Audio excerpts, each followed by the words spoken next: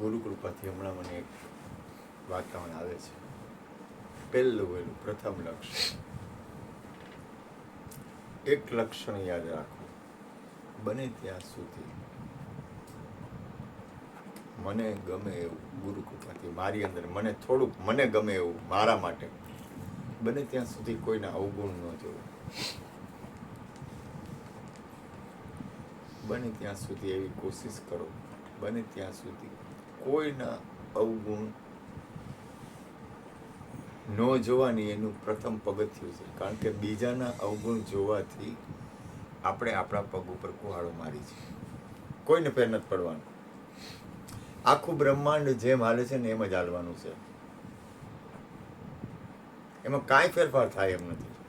સુધરવાનું ગુરુજીને. આમનું બાળક છે ને, આમનો દીકરો છે, એને મેં ઉપદેશ ગુરુ કૃપાથી સત્સંગ ઉપદેશ લીધો. નાનો છે, દર્શન નામ છે, એટલે દર્શન તો ખબર જ છે આપણને ક્યાં છે. એટલે મેં કીધું સુધરવાનું કોને, તો કે ગુરુજી. એક વાર નથી, બીજી વાર સુધરવાનું કોને, તો કે ગુરુજી. ત્રીજી વાર સુધરવાનું કોને, તો કે ગુરુજી. એટલે આપણે પોતા જ સુધરવાનું છે.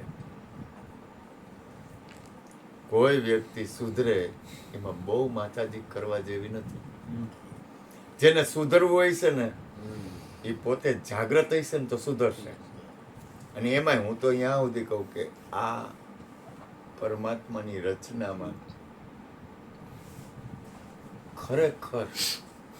ખરેખર કાંઈ હાલે એમ નથી. પ્રકૃતિમાંય કાંઈ નહીં હાલે, પરમ તત્વમાંય કાંઈ નહીં હાલે, અને સંસારમાંય કાંઈ નહીં હાલે. એક જ જગ્યાએ આપણું હાલે, અને આપણી ઉપર. હવે તમે તમારી અંદરની સ્થિતિ, તમારે પોતાની, તમે દેહાતીત અવસ્થા અથવા તમે પોતે કેટલા મુક્ત દશા તરફની સ્થિરતા કેળવો છો, અથવા તમે તમારા વિચારને દર્શન કરી શકો છો, તો તમે સાક્ષી બની શકશો. કારણ કે આ જે બને છે એમાં કાંઈ, જો ઘણીવાર નેગેટિવ વિચાર આવે કોઈના પ્રત્યે, ઘણીવાર પોઝિટિવ વિચાર આવે, તો એ તો બધું આખી રમત જ છે. આખું વિશ્વ એક રમત છે. હવે આખું વિશ્વ રમત છે એ પેલા નક્કી કરી લ્યો. આખું વિશ્વ એક રમત છે એ પાક્કું કરી લ્યો. પાક્કું, એમાં શંકા કરોમાં. આ એક રમત જ છે. હવે રમતમાં તમે કેટલા જાગૃત બનો છો? તમારું ધ્યાન પોતાની મૂળ સ્થિતિમાં, પોતે શૂન્ય છે, કાંઈ નથી. પોતે કાંઈ નથી, પોતે છે. જો ભૂલ ન કરતા, પોતે કાંઈ નથી. લાલો કાંઈ છે જ નહીં. પોતે પોતાનામાં સ્થિત થાય એટલે કે આત્મા એવો એક શબ્દ જ છે. આત્મા બાત્મા કાંઈ એક શબ્દ લેવો પડ્યો હોય. શબ્દ આપણે કાંઈક તો લેવું પડશે ને, કાંઈક કોઈ પણ વસ્તુ લેવી તો શબ્દ. હવે કૃષ્ણ ચોખ્ખા શબ્દમાં કહે છે કે શબ્દ નથી પોત તો અહીંયા તમે છો, અથવા આપણે પોતે છીએ. આમાં કોણ ગુરુ નથી?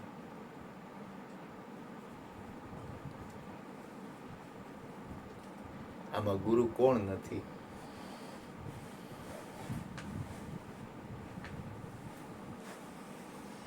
આમાં પરમાત્મા કોણ નથી?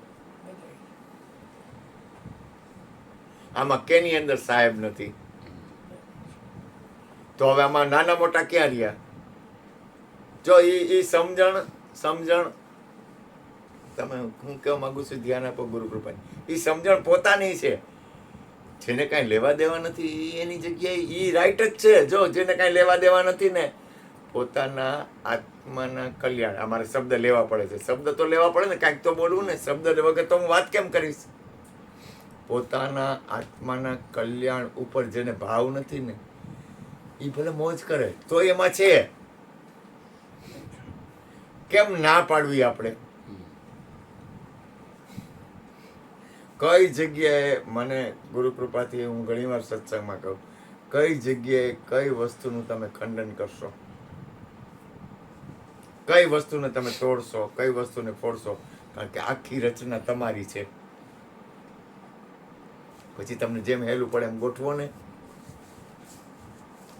તમે માલિક ન બનો તોય ભલે, માલિક બનો તોય ભલે, કઈ લેવા દેવા જ નથી.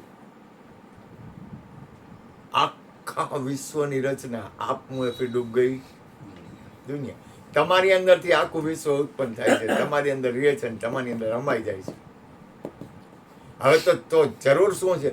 તો કે તમે કેટલા જાગૃત છો એ તમારું. પરમાત્માને, સદગુરુને અને તમારે કોઈ દરવાજા છે જ નહીં. દરવાજો બંધ કરે એમ કે ભગવાનનો દરવાજો બંધ કોઈ થાય જ નહીં. તમારા દરવાજા બંધ થાય એમ જ નથી.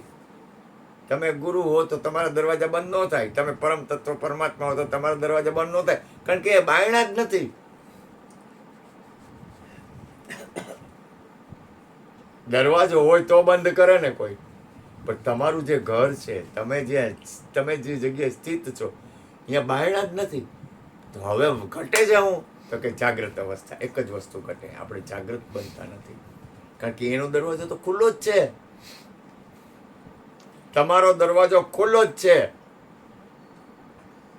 પણ ઘટે છે હું? જાગૃત વિરલે પાયા. મહાપુરુષો એની જાગૃત હોય.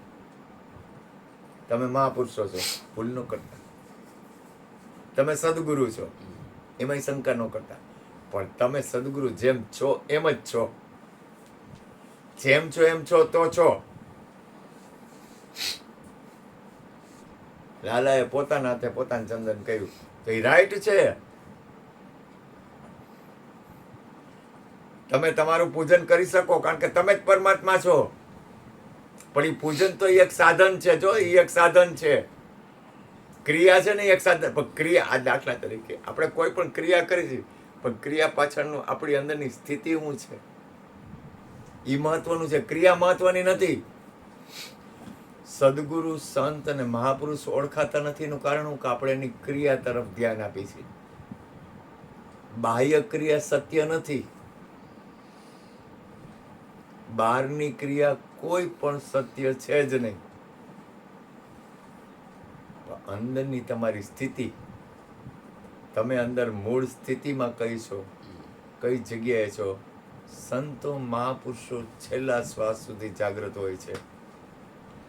એ પોતે રહે છે જાગૃત અવસ્થામાં, અને શરીર છોડે છે ને ત્યારે પણ પોતે જાગૃત હોય છે. જાગૃતને તમારે જે રીતે સહેલું પડે એ રીતે લ્યો. સદગુરુ મહારાજની જય. બોલ.